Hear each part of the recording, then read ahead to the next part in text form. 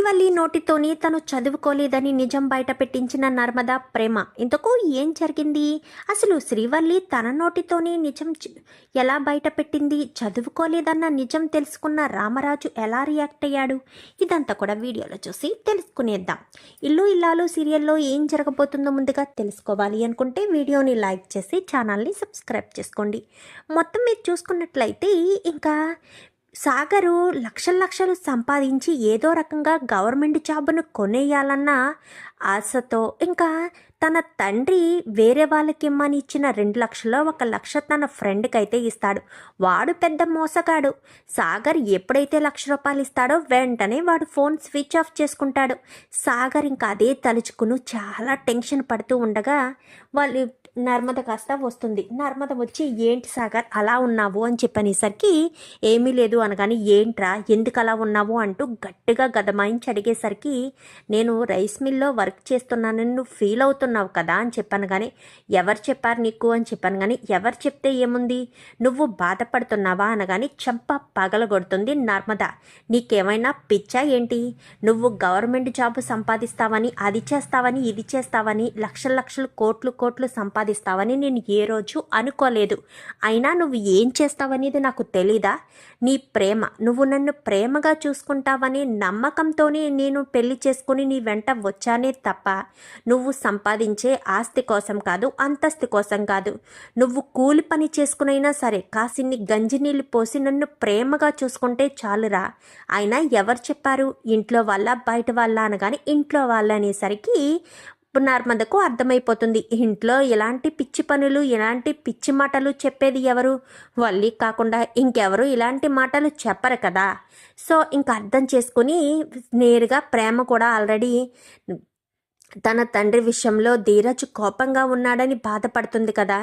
ఏంటి ప్రేమ బాధపడుతున్నావు అనగాని ఇలాంటి జరిగిందక్క అని చెప్పనేసరికి అక్కడ ధీరజ్ కూడా వల్లి ఏదో చెప్పే ఉంటుంది అని చెప్పాను. కానీ చెప్పడం ఏంటక్క, తీసుకొచ్చి చూపిస్తేనో అనగానే ఆ వల్లిని ఎట్టి పరిస్థితుల్లో వదిలిపెట్టద్దు ప్రేమ. వల్లి పూర్తిగా మారిందని అనుకున్నాను. తను మార్పు రాదు, తనలో మార్పు ఎప్పటికీ రాదు అనగాని అది నిజమక్క, ఖచ్చితంగా అది నిజం. నువ్వు మారింది అన్నావని అప్పుడు వదిలేశాను. కానీ వల్లి అక్క మారదు, తన బుద్ధి మార్చుకోదు. అగ్గి పుల్లలు వేసే బుద్ధి మాత్రం తనలోంచి పోదు అని చెప్పనేసరికి ఇప్పుడు ఏం చేయబోతున్నామక్క అని చెప్పాను. కానీ మొన్న సాగరు గవర్నమెంట్ ఉద్యోగం రాసినప్పుడు రిజల్ట్ వచ్చే రోజున అందరికీ పాయసం చేసి పెట్టింది కదా పెద్ద గొప్పగాను అని చెప్పాను. కానీ అవునక్క నిజమే అని చెప్పనేసరికి ఇప్పుడు నువ్వేం చేయబోతున్నావు అనగాని ఈరోజు ఇంటర్వ్యూకి వెళ్తుందనే ఉద్దేశంతో అందరికీ పాయసం చేసి పెడదాం. అప్పుడు తన నోటితో నిజాన్ని బయట పెడుతుందో లేక ఇంటర్వ్యూకి వెళ్ళి ఎలా బుక్ అవుతుందో తెలుస్తుంది కదా అని చెప్పనేసరికి నువ్వు చెప్పింది 100% నిజమక్క అని చెప్పి ప్రేమ నర్మద ఇద్దరు కూడా అనుకుని పాయసం చేసి అందరికీ కూడా ఇస్తారు. ఏంటమ్మా ఏంటి విశేషం అని చెప్పాను. కానీ ఈరోజు వల్లి అక్క ఇంటర్వ్యూకి వెళ్తుంది కదా మామయ్య గారు. ఈ రోజుతో ఇంటర్వ్యూకి వెళ్తే వల్లి అక్క కూడా జాబ్ చేస్తుంది. తను ఎంఏ ఇంగ్లీష్ చదివింది, నాకంటే ఎక్కువ చదివే. నేను గవర్నమెంట్ ఉద్యోగం చేస్తున్నాను, తను ఒక కంపెనీలో అంటే ఒక కాలేజీలో లెక్చరర్ పోస్ట్ చేస్తుంది. చాలా సంతోషంగా ఉంది మామయ్య గారు. ఇంతకీ మీ ఫ్రెండ్తో మాట్లాడారా మామయ్య గారు అని చెప్పాను. కానీ మాట్లాడానమ్మా, వాడు ఇంటర్వ్యూకి రమ్మని చెప్పాడు అని చెప్పనేసరికి ఎప్పుడు మామయ్య గారు అని చెప్పనేసరికి అది ఎప్పుడంటే ఈరోజు వాడు ఊరు వెళ్తున్నాడంట, రేపు ఉదయాన్నే రమ్మని చెప్పాడు అని చెప్పాను. కానీ అమ్మయ్య ఒక రోజుకు పోస్ట్ పోన్ అయిందనమాట అని చెప్పి అనుకుంటూ తెగ సంతోషపడుతుంది వల్లి. ఏంటి వల్లి అక్క, పోస్ట్ పోన్ అయింది ఒక రోజుకి అంతే తప్ప 1 సంవత్సరానికి కాదు. నువ్వు ఎంఏ ఇంగ్లీష్ చదివావు కదా, దొంగ సర్టిఫికెట్ తీసుకొచ్చి మామయ్య గారిని మోసం చేసినట్టు నన్ను మోసం చేద్దామనుకుంటున్నావేమో. ఆ సర్టిఫికెట్ ఏమీ 4 గీసుకోవడానికి ఏమీ తీసుకురమ్మని చెప్పలేదు. నువ్వు చదివిన చదువుకి ఉద్యోగం చేస్తే సరిపోతుందని చెప్పడానికి తీసుకొచ్చాము. నా భర్త రైస్ మిల్లో పనిచేస్తున్నాడని నేను బాధపడుతున్నానని నా భర్తకు చెప్తావా? నా తండ్రి తాగేసి ఎక్కడో రోడ్ల మీద పడి ఉంటే నేను తీసుకొస్తే అది తీసుకొచ్చి ధీరజ్కి చూపిస్తావా? నువ్వు మా విషయాల్లో కలగ చేసుకోవద్దు అని నీకు చాలాసార్లు చెప్పాము. అయినా సరే నీ కుక్క బుద్ధి పోనిచ్చుకున్నావు కాదు. నువ్వు ఇలానే ఉంటే ఎప్పటికైనా నీకు రిస్కే అక్క. నీ జీవితం బయట పడిపోయే రోజులు వీలైనంత తొందరలోనే వస్తాయి. పోనీలే కదా అక్క అక్క అని చెప్పి నగల విషయంలో అయినా సరే, మీరు లేని వాళ్ళు అన్న విషయంలో అయినా సరే క్షమించి వదిలేశాము. ఈసారి మాత్రం ఎట్టి పరిస్థితుల్లో వదిలే సమస్య లేదు. నెక్స్ట్ నువ్వు ఏదో పెద్ద తప్పి చేయబోతున్నావని మాకు అనిపిస్తుంది. నీ హడావిడి, నీ కంగారు, చందుబావ దగ్గర నువ్వు టెన్షన్ పడడం ఏంటో మాకు అర్థం కావట్లేదు. కానీ ఏదో పెద్ద ముప్పే నీ నెత్తి మీదకి తెచ్చుకుంటున్నావని అనుకుంటున్నాను. నువ్వు ఆశకు అంతు లేకుండా ఆశపడుతూ ఎదుటి వాళ్ళ కాపరాల్లో చిచ్చు పెట్టాలని, ఎదుటి వాళ్ళని ఇబ్బంది పెట్టాలని చూస్తే మాత్రం ఎప్పటికైనా అది కలిసి వస్తుందా అనుకోవడం చాలా తప్పక. ఏదో ఒక రోజు అదే మనకి ఉప్పెనలా మనల్ని ముంచేసే పరిస్థితి వస్తుంది అని చెప్పనేసరికి ఎప్పుడో ఏంటి ఇప్పుడే వచ్చేటట్టు ఉంది అని చెప్పి అనుకుంటూ వాళ్ళు కాస్త వెళ్ళిపోతుంది. రేపటి వరకు టైం ఉంది కదక్క, వెళ్ళు రేపు ఎలా ఇంటర్వ్యూకి వెళ్ళవో అది చూస్తామని చెప్పి ఇంకా ప్రేమ నర్మద ఇద్దరు కూడా బయటికి వెళ్ళిపోతారు. వెళ్ళిపోయిన తర్వాత సాయంత్రం చేసి మామయ్య గారిండి అనుకుంటూ మిల్లి దగ్గరికి వెళ్తారు. ఏంటమ్మా మీరిద్దరు ఇలా వచ్చారు అనగానే, ఏమీ లేదు మామయ్య గారు, అంటే అమూల్య చదువు అయిపోతుంది కదా, వీలైనంత తొందరగా పెళ్లి చేస్తే మంచిదని. ఇప్పుడున్న రోజుల్లో అస్సలు బాగోలేదు మామయ్య గారు. పైగా ఆడపిల్లల్ని ప్రేమ అని ట్రాప్ చేయడానికి ఎక్కువ చూస్తున్నారు.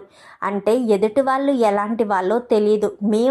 మేము ప్రేమించే పెళ్లి చేసుకున్నాం కాదనము, కానీ మా భర్తలు మీ పెంపకంలో పెరిగిన వల్ల మీరు భయభక్తులతో ఉండడం వల్ల మేము హ్యాపీగానే ఉన్నాం.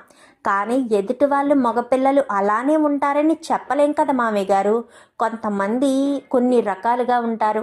ఆడపిల్లల్ని ఎలా అయితే నమ్మలేకపోతున్నామో మగపిల్లల్ని కూడా అలానే నమ్మలేకపోతున్నాం కదా. వీలైనంత తొందరగా అమూల్యకి ఏదో ఒక పెళ్లి సంబంధం చూసి పెళ్లి చేస్తే బాగుంటుంది. అవును మామయ్య గారు, మీ ఫ్రెండ్తో మాట్లాడతాను అన్నారు, ఆయన ఊరి నుంచి వచ్చేసారా అని చెప్పాను. కానీ వచ్చేసాడంటమ్మా, నాకు ఇందాకనే ఫోన్ చేశాడు. ఈరోజు ఎందుకులే, రేపు ఉదయాన్నే తీసుకురా కాలేజీ దగ్గరికి అని చెప్పారు అని చెప్పనేసరికి, సరే మామయ్య గారు, అంటే ఏమీ కాదు, మేమిద్దరం ఏదో ఒకటి చేయాలి అని ఆతృత పడుతున్నాం కదా. వల్లి అక్క కూడా అంత చదువుకున్న తర్వాత ఏదో ఒకటి చేయాలి అని అనుకుంటుంది.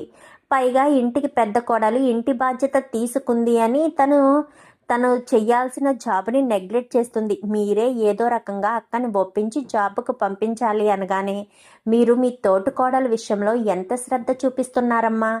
తను ఇంట్లోనే ఉండాలి అని మీరు అనుకోవడం లేదు. మీ అక్క కూడా అక్కలాగే భావించి తను కూడా చదువుకున్న చదువుకు సార్థకత ఏర్పడాలని, తను కూడా జాబ్ చేయాలని మీరు కోరుకుంటున్నారు. చాలా గొప్ప వాళ్ళమ్మ మీరు. ఎప్పటికీ మీ ముగ్గురు ఇలాగే సంతోషంగా ఉంటే బుజ్జమ్మకి నాకు కావాల్సింది ఏముంది. మగపిల్లల ముగ్గురు ఒకే మాట మీద ఉంటారు. వాళ్ళకి ఏ చిన్న కష్టం వచ్చినా ఒకరికొకరు పంచుకుంటారు. అలాగే మీరు కూడా కలిసి ఉండాలి, అదే నేను కోరుకునేది అని చెప్పి ఇంకా రామరాజు కాస్త అంటాడు. ఇంకా అలా అన్న రామరాజు కాస్త అక్కడి నుంచి అందరూ కూడా సరేనమ్మా టీ తెప్పించినా అని చెప్పాను. కానీ వద్దు మావయ్య, ఇంటికి వెళ్ళి అత్తయ్య చేతితో టీ తాగుతాము అని చెప్పనేసరికి సరేనమ్మా అని ఇద్దరు కూడా ఇంటికి వచ్చేస్తారు. అత్తయ్య అంటూ గట్టిగా పట్టుకుంటారు. ఏమైందే, ఎందుకు నన్ను అలా పట్టుకుంటున్నారు అని చెప్పాను. కానీ రేపటి నుంచి వల్లి యొక్క జాబ్కి వెళ్ళిపోతుంది కదా, ఆ సంతోషం అనగానే, నిజమేనే, రేపటి నుంచి వల్లి జాబ్కి వెళ్ళిపోతుంది, ఎవరికి వాళ్ళు వెళ్ళిపోతారు, ఇల్లంతా నాదే అని చెప్పాను. కానీ ఇంటి అంతటికీ మహారాణి మీరే కదా, అప్పుడు హ్యాపీగా మీరు ఉండొచ్చు.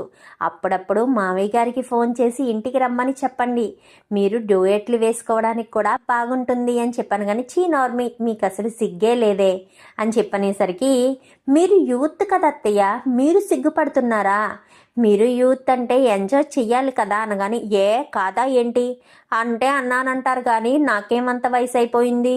3 కొడుకులకి కూతుళ్ళు కోడళ్ళకి పెళ్ళిళ్ళు అయిపోయినంత మాత్రాన మేమంతా ముసలోళ్ళం అయిపోయామా ఏంటి అని చెప్పాను. కానీ మీరు అసలు ముసలోళ్ళు కాలేదత్తయ్య అంటూ నవ్వుకుంటారు. నవ్వుకునేసరికి వీళ్ళేమో నా కుంపట్లో మంటెట్టేసి నవ్వుకుంటున్నారు. ఆ తాడు చెట్టుగాడేమో పెళ్లి చెయ్యాలి అంటున్నాడు. ఆ అమూల్యనేమో నా మొగుడు చూసేశాడు. ఒకేసారి ఇన్ని ప్రాబ్లమ్స్ నా నెత్తి మీద పడిపోతే నేను ఎలా బయటపడాలరా దేవుడా. అమ్మో ఇదంతా నీ వల్లే కదే.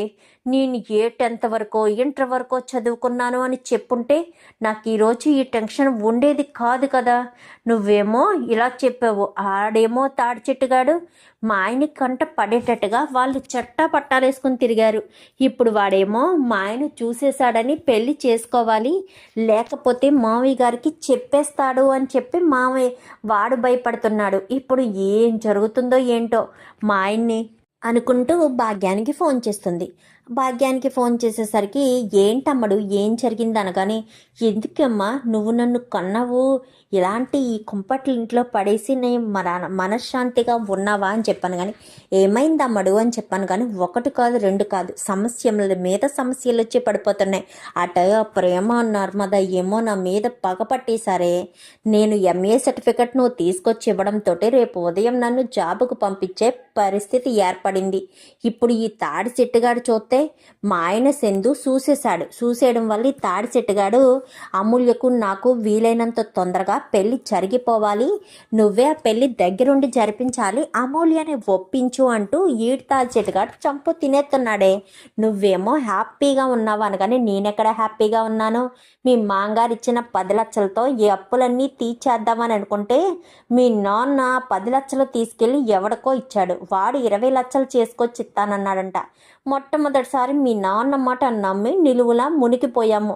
10 లక్షలు పోయాయి. అన్ని నాటకాలేసి వాళ్ళిద్దరి మీద కోపంగా ఉండడం వల్ల మీ మామయ్య 10 లక్షలు ఇచ్చాడు. అవి వచ్చినట్టే పోయాయి అనగానే వదిలేసామ్మా, 10 లక్షలే కదా అనగాని నీకేనేవే 10 లక్షలే, నీకేం పోయింది? ఆ పుల్లలు మమ్మల్ని అడుగుతారు తప్ప నిన్నెందుకు అడుగుతారు? అప్పులు చేసింది మేమే కదా అని చెప్పాను. కానీ నేను చేయమని చెప్పానా? అప్పులకు పోయి గొప్పలకు చేస్తే ఇలానే ఉంటుంది మరి అని చెప్పనేసరికి సరే ఇప్పుడు నన్ను ఏం చేయమంటావే అని చెప్పాను. కానీ ఉద్యోగం ఏం చేస్తావే? ఇప్పుడు నువ్వు ఎటూ తప్పించుకునే పరిస్థితి లేదు. మీ మాంగారు కాళ్ళ మీద పడిపో. అప్పుడు మేము ఆస్తులు పోయినప్పుడు ఎలా కాళ్ళ మీద పడిపోయామో ఇప్పుడు అలానే పడిపోయి నిజాన్ని ఒప్పేసుకో.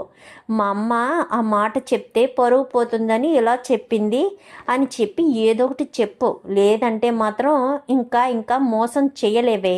ఇంకా నువ్వు నిజాన్ని ఒప్పుకోవడం తప్ప వేరే ఆప్షన్ లేదు కూడా అని చెప్పాను. కానీ అమ్మ అలా చేస్తే నన్ను మోసగత్తిలా చూస్తారు కదమ్మా అని చెప్పాను. కానీ తప్పదే, చూస్తే 1 రోజు 2 రోజులు చూస్తారు, తర్వాత అలవాటైపోతుందిలే అని చెప్పి ఇంకా భాగ్యం కాస్త అనేసరికి ఎప్పుడు ఇంతే, నా మీదకే ప్రతి ఒక్కటి తీసుకొస్తావు. ఆ తాడి చెట్టుగాడు ప్రాబ్లం నుంచి ఎలా బయటపడాలో అర్థం కాని పరిస్థితిలో ఉన్నాను. అదేం చేయాలో ఇదేం చేయాలో ఎటు తేల్చుకోలేని సిచ్యువేషన్లో నేను ఇబ్బంది పడాల్సిన పరిస్థితి ఏర్పడుతుంది అని చెప్పి ఇంకా వల్లి అయితే అనేసరికి తప్పదమ్మడు, ఒప్పుకోవడం తప్ప నీకు వేరే ఆప్షనే లేదు అని చెప్పి ఇంకా ఇద్దరు కూడా అనుకున్న తర్వాత మరుసటి రోజు ఉదయాన్నే ఏంటక్క వల్లి ఎక్కలో ఏ చలనం లేదేంటి అని చెప్పాను. కానీ నాకు తెలిసి ఇప్పుడు వల్లి నిజం ఒప్పేసుకోవడానికి సిద్ధపడిపోయింది. ఎందుకంటే వాళ్ళ అమ్మకు ఫోన్ చేసి ఉంటుంది, వాళ్ళమ్మ కూడా చేతులు ఎత్తేసి ఉంటుంది. అందుకని ఇంకా వాళ్ళు ఆస్తులు పోయాయని చెప్పి మామయ్య గారు కాళ్ళ మీద ఎలా అయితే పడిపోయారో ఇప్పుడు ఈవిడ గారు కూడా కాళ్ళ మీద పడిపోయి నన్ను క్షమించండి మామయ్య, నేను అబద్ధం చెప్పారు మా వాళ్ళు, నేను చదువుకున్నది 8వ తరగతో 10వ తరగతో అని మాత్రమే చెప్తుంది చూడు ఇప్పుడు అని చెప్పనేసరికి అవునా చూద్దామక్క ఏం చెప్తుందో అని చెప్పి ఇంకా వీళ్ళు కాస్త చూస్తారు. వల్లి గదిలోంచి బయటికి రాదు. ఇంకా బుజ్జమ్మ టీ ఇవ్వడంతో రామరాజు టీ తాగుతాడు. టీ తాగేసరికి బుజ్జమ్మ ఏది వల్లి బయటికి రాలేదేంటి? వల్లిని తీసుకుని నేను కాలేజీ దగ్గరికి వెళ్ళి వల్లిని అక్కడ జాయిన్ చేసి అట్నుంచి అటే మిల్లుకి వెళ్ళాలి, నాకు చాలా పనుంది, వల్లిని పిలు అని చెప్పనేసరికి అమ్మ వల్లి అంటూ బుజ్జమ్మ పిలుస్తుంది. పిలిచేసరికి అత్తయ్య గారండి వస్తున్నానండి అంటూ వస్తుంది. వచ్చేసరికి ఏంటమ్మ వల్లి ఈ చీర కట్టుకునే కాలేజీకి వెళ్తావా అని చెప్పనేసరికి అది అత్తయ్య గారండి మామయ్య గారండి నేను నేను మీతో ఒక మాట చెప్పాలండి అని చెప్పనేసరికి ఏంటమ్మా ఏమన్నా ఉంటే సాయంత్రం మాట్లాడుకుందాము, ఇప్పుడు అర్జెంటుగా నిన్ను కాలేజీ దగ్గరికి తీసుకెళ్ళి నేను అటునుంచి అటు మిల్లికి వెళ్ళాలమ్మా, ఆలస్యం అయిపోతుంది. ఒరే సెందు నువ్వు ఆఫీస్కి వెళ్ళాలా అనగానే అవును నాన్న అని చెప్పనేసరికి నువ్వు తీసుకొస్తావేమోనని అనగానే లేదు నాన్న నాకు ఆఫీస్లో పని ఉంది, నేను అమూల్యను కాలేజీ దగ్గర డ్రాప్ చేసి నేను అటు ఆఫీస్కి వెళ్ళిపోతాను అనేసరికి సరే అయితే వెళ్ళు అని చెప్పాను. కానీ వెళ్ళొస్తానమ్మా అని చెప్పి అమూల్య చందు వెళ్ళిపోయేసరికి ఇంకా బుజ్జమ్మ ఏంటి వల్లి వెళ్ళి త్వరగా చీర మార్చుకురా అని చెప్పనేసరికి ఇంకా అలా చూస్తూ ఉండేసరికి ఏమైంది బుజ్జమ్మ, ఎందుకు వల్లి కదులు మెదులు లేకుండా అలా చూస్తూ ఉంది, ఏమైంది ప్రేమ, ఏమైంది నర్మదా అనగానే మాకేం తెలుసు మామయ్య గారు, మాకేం తెలీదు, వెళ్ళు వల్లి అక్క వెళ్ళి చీర కట్టుకురా, మంచి చీర కట్టుకురా, ఈరోజు మొదటి రోజు కదా నువ్వు కాలేజీకి వెళ్ళి ఎంఏ ఇంగ్లీష్ చదువుకుని ఇంగ్లీష్ లెక్చరర్గా నువ్వు అక్కడ లెసన్స్ చెప్పేది మొదటి రోజు కాబట్టి డెమో కూడా ఇవ్వాల్సిన పరిస్థితి వస్తుంది. అప్పుడు వాళ్ళకి నచ్చుతావు కదా, అప్పుడు నీ శాలరీ ఎక్కువే వస్తుంది, నీ ఖర్చులకి నీ శాలరీ సరిపోతుంది, మీ అమ్మ వాళ్ళకు కూడా నువ్వు హెల్ప్ చేయొచ్చక్క అని చెప్పి మాట్లాడేసరికి అవునమ్మా మీ అమ్మ వాళ్ళకు కూడా నువ్వు హెల్ప్ చేయొచ్చు, పాపం వాళ్ళు బతికి చెడ్డవాళ్ళు కదా అనగానే అవునవును బతికి చెడ్డవాళ్ళే మామయ్య అంటూ మాట్లాడుతుండగానే మామయ్య గారండి అంటూ కాళ్ళ మీద పడిపోతుంది. ఏమైందమ్మా వల్లి అంటూ లేచి నిలబడిపోతాడు రామరాజు. అప్పటి వరకు కూర్చున్నవాడు కాస్త లేచి నిలబడేసరికి ఏమైంది అని చెప్పాను. కానీ నన్ను క్షమించండి మామయ్య గారు అనగానే ఎందుకు క్షమించమని అడుగుతున్నావు, ఏం చేసావని అడుగుతున్నావు అనగానే అది అని చెప్పాను. కానీ ముందు లేబు వాళ్ళి ముందు పైకిలే తర్వాత ఏంటో చెప్ది కానీ అనగానే చూసావక్క డ్రామా ఎలా మొదలుపెట్టిందో, తను చదువుకోలేదు అనే విషయం బయట పెట్టడం కోసం ఎంత డ్రామాలు వేస్తుందో చూడు అని చెప్పనేసరికి అదే చూస్తున్నాను ప్రేమ, ఇప్పుడు ఏ రకంగా నిజాన్ని బయట పెడుతుందో చూడు నువ్వే అని చెప్పనేసరికి అచ్చి బాబాయ్ మామయ్య గారండి అని చెప్పనేసరికి చెప్పు వల్లి ఏమైంది, ఎందుకు నువ్వు నా కాళ్ళ మీద పడి క్షమాపణ అడుగుతున్నావు అని చెప్పనేసరికి అది మామయ్య గారండి నిజానికి నేను అని చెప్పాను. కానీ చెప్పు నిజానికి నువ్వేంటి చెప్పు వల్లి అని చెప్పాను. కానీ నిజానికి నేను చదువుకోలేదు మామయ్య గారండి అని చెప్పనేసరికి చదువుకోలేదా, ఏం మాట్లాడుతున్నావు వల్లి, చదువుకోపోవడం ఏంటి అనగానే అవును మామయ్య గారండి నేను చదువుకోలేదండి, నాకు ఇంగ్లీష్ రాదండి, నేను ఎంఏ ఇంగ్లీష్ చదివాను అని చెప్పిందంతా కూడా అబద్ధమేనండి అని చెప్పనేసరికి ఏంటి అబద్ధమా, ఏం మాట్లాడుతున్నావు వల్లి, అబద్ధం ఏంటి అబద్ధం, నువ్వు అబద్ధమైతే మీ అమ్మ వాళ్ళు సర్టిఫికెట్ ఎలా తీసుకొచ్చిచ్చారు, నువ్వు చదివింది అబద్ధమైతే సర్టిఫికెట్ ఎక్కడి నుంచి వచ్చింది, సర్టిఫికెట్లు పోయాయి అని మీ అమ్మ చెప్పింది కదా, చెప్పింది సర్టిఫికెట్ కూడా తీసుకొచ్చింది, దాని మీద కూడా నీ పేరే కదా ఉంది, ఏ ప్రేమ అని చెప్పాను. కానీ అవును మామయ్య గారు వల్లి అనే ఉంది మామయ్య గారు అని చెప్పనేసరికి అదంతా అబద్ధం మామయ్య గారండి, అదంతా అబద్ధమే, నేను చదివింది 8వ తరగతి వరకే అని చెప్పనేసరికి ఏంటి 8వ తరగతి వరకు చదివావా అని చెప్పాను. కానీ అవును మామయ్య గారండి నేను 8వ తరగతి వరకే చదివానండి, మా అమ్మ నన్ను ఎంఏ ఇంగ్లీష్ చదివించాలని కోరిక, అందుకని నేను 8వ తరగతి చదివినా మా అమ్మ నన్ను ఎంఏ ఇంగ్లీష్ అనే అందరికీ చెప్పేదండి, అలవాట్లోనే మీకు కూడా ఎంఏ ఇంగ్లీష్ అని చెప్పేసింది, అలా చెప్పేయడం వల్ల నేను ఎంఏ ఇంగ్లీష్ చదివానని మీరు అనుకున్నారు, నా సర్టిఫికెట్ల గురించి అడిగేసరికి అప్పుడే నిజం చెప్పేస్తామో అన్నారు, కానీ నిజం చెప్తే మీరు ఏమనుకుంటారన్న భయంతో మా అమ్మ ఎవరికో చెప్పి పేరు మార్చి దొంగ సర్టిఫికెట్ తీసుకొచ్చేసిందంటండి అని చెప్పనేసరికి ఒక్కసారిగా షాక్ అయిపోతారు.